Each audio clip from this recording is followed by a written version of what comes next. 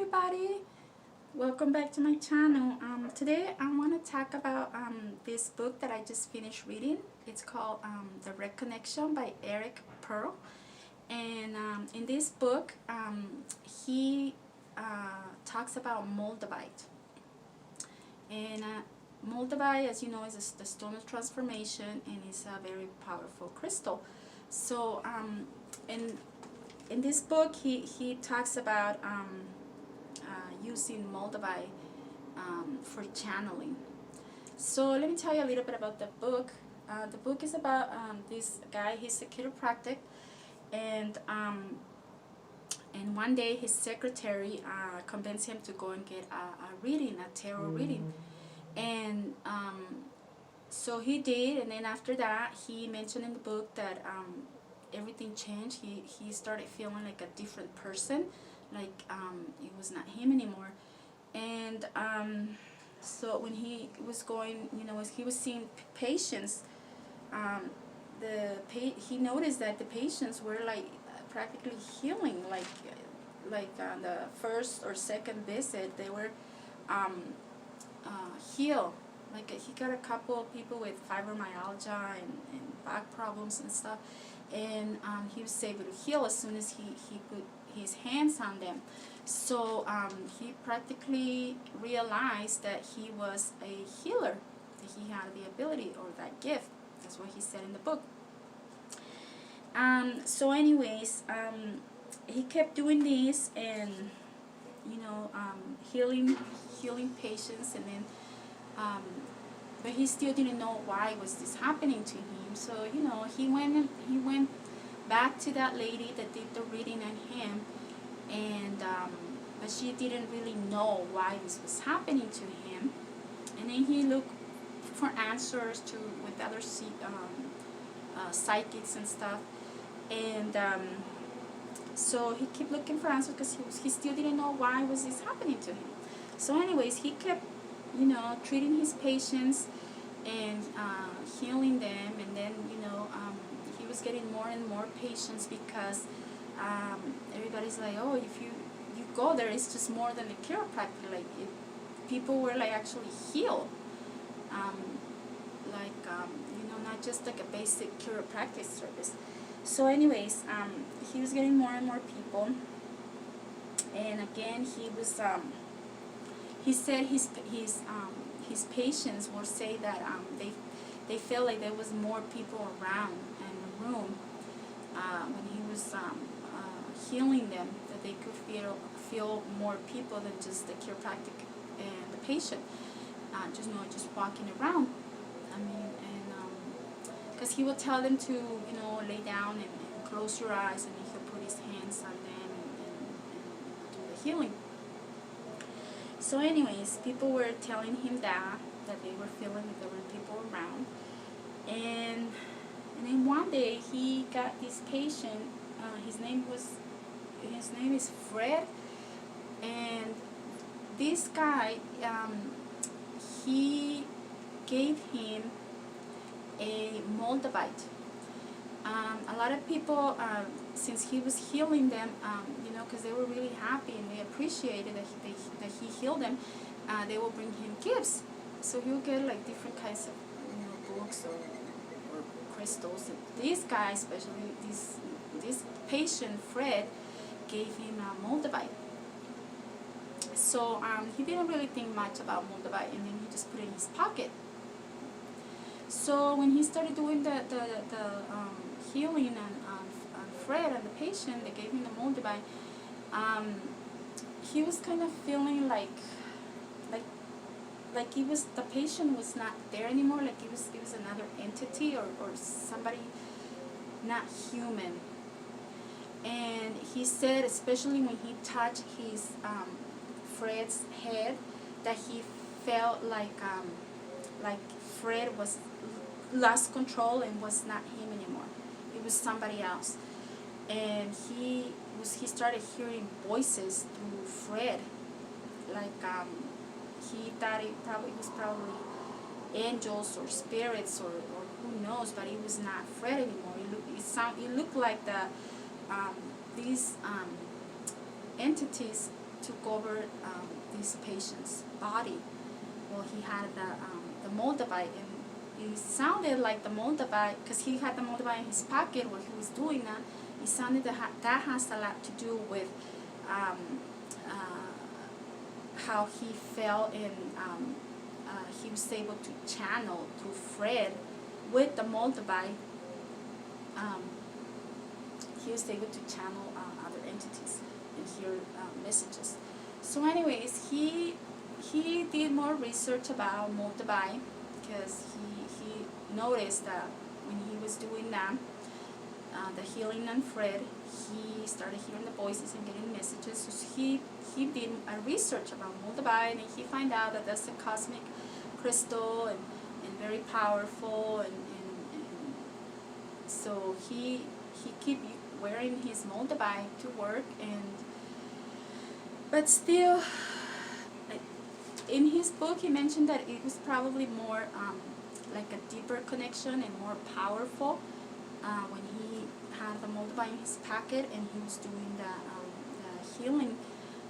It was probably deeper because of the Moldavite energy. So anyways, he kept doing healings and stuff, but he still was afraid, afraid actually, because he still didn't know why this was happening to him, and then he started hearing the voices and the messages from who knows who. He didn't have no clue who was he even talking to when he was channeling with Moldavite. And he was he said he was scared also, because he didn't know he could get possessed by a demon or who he was talking to. He said it in his book that he practically didn't know who he was connecting to. It could be a negative entity, or who knows. So anyways, so he did so the times passed by, and he started losing his ability to hear. He was still healing his patients, but it was like his gift was like beginning to be dormant, like he was not feeling that joy or that power that he used to feel when he was healing his patients, or especially hear those voices when he had that Moldavite in his pocket. And so he said he started doing like rituals and stuff, like for protection, or calling the angels, Archangel Michael, or I think that's what he said. And so for protection, because like I said, he was kind of afraid, right? So with time, he's, like I said, he was like, what's happening to me? I can't communicate with the entities anymore. And he said, I can't connect with the entities anymore, and I just feel disconnected. So he went and looked again for answers, and then one day he said he just realized he didn't want to do any more rituals, and he just went and did what he had to do, the healing, without any fear or questions, like, why this happening to me. So he stopped doing rituals for protection, and he trust. That's what he said in the book. He trust that he was gonna be okay, and that he was already protected, and he shouldn't be afraid. So then he started, having that mentality that he was already protected and he shouldn't be afraid. So he noticed that his ability to heal and to channel, it was coming back. So it sounded like he blocked himself because of his fear. And he was insecure, and he didn't know what he was doing practically, but he was afraid. He didn't know why was that happening to him. So, anyways,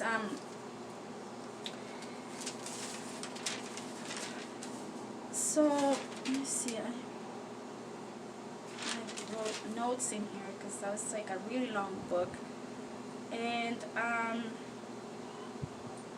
so anyways, he started doing that, and he's changed his mindset, like that he was protected and that he shouldn't be afraid and stuff.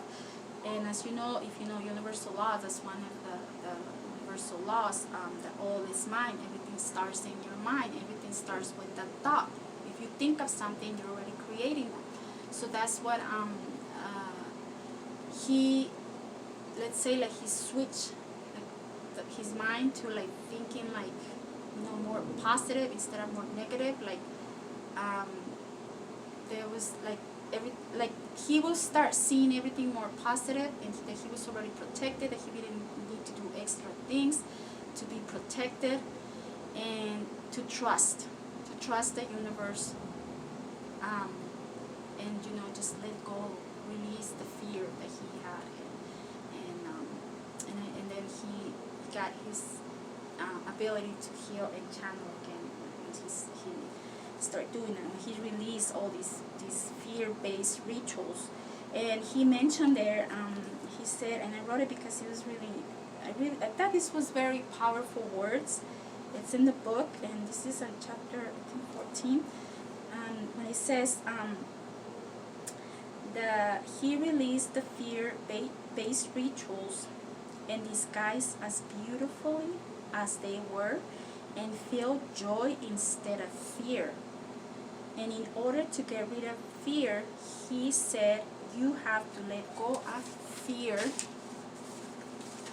before you're ready to experience love. And this is in the book. This is what it says in the book. I really love this. These words really got to me, because that's true.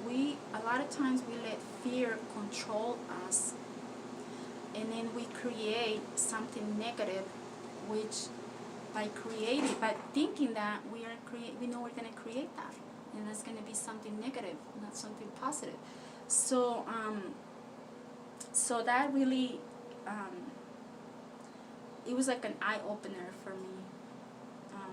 Those words that he put in chapter 14, and he also says he also said, I'm going to read it because I wrote it down. You can pick up your fears in your arms and carry them into the love with you. Once you step into love, fear shows itself up, for the illusion is always being, and love is all that remains. That is so beautiful. That is very deep.